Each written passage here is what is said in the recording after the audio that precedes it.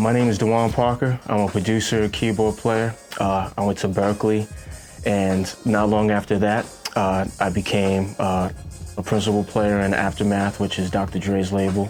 And you might have been able to hear me on a lot of productions for Jay-Z, Busta Rhymes, most recently Eminem.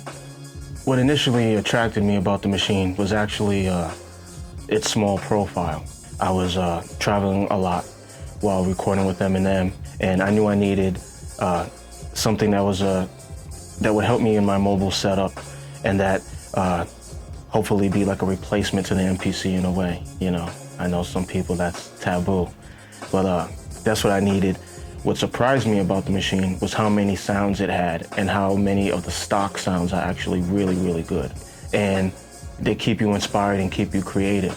So when I first unpackaged the machine, I'm in my hotel room, I'm going to set it up with, you know, my laptop and everything, and I'm starting to build sounds, and I'm like, man, are these, you know, is this like an artist kit that was put in there, or, you know, these are the stock sounds? And that's been the surprise of everyone that I've come across, especially people who make urban music, where you really need hard-hitting drums rather.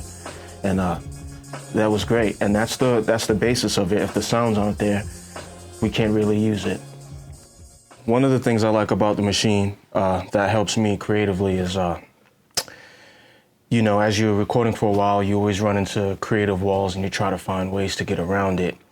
And the way that this is built is I can build kits like really on the fly, just by finding my kick that I like, finding a snare I like, and so on. So I'll go in the browse here. I'll just start hitting this and just finding a kick. So I really like one. And this is faster. I've been able to find drums this way faster than ever before.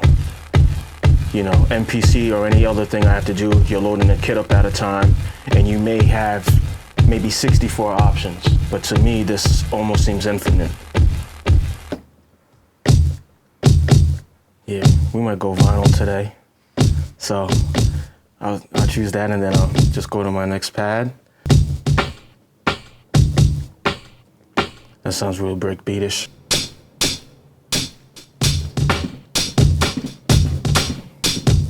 So that's basically what I would do, and I'll fill this whole kit up, and then start right from scratch, build another kit start right from scratch, and it just makes it so fast. And that's key, because, you know, inspiration, you hear an idea, you need to capture it right then. You know, that's a lot of times the second take isn't as good as the first one.